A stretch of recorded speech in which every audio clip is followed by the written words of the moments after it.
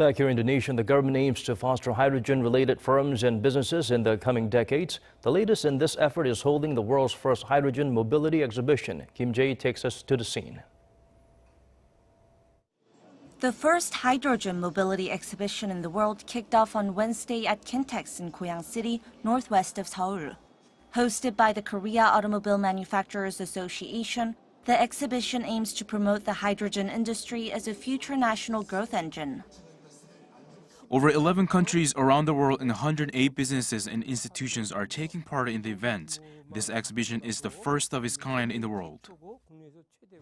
Leading companies in the field, including Hyundai Motor Group, Doosan Mobility Innovation, and Colon Industries, are showcasing their latest hydrogen mobility-related products. Hyundai became the first automaker in the world to begin mass production of hydrogen cell vehicles in 2013.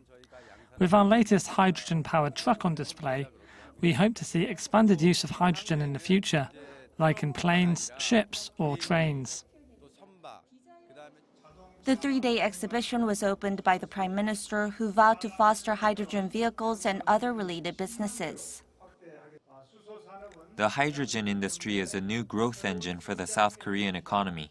It's also the backbone of the Korean version of the Green New Deal. The shift to the hydrogen-led economy from the fossil fuel-led economy is not an option. It's a must. The Prime Minister added the government will foster 1,000 hydrogen-related firms by 2040 and expand the commercialization of hydrogen-powered cars, trucks, and buses. Kim Jae-hee, Arirang News.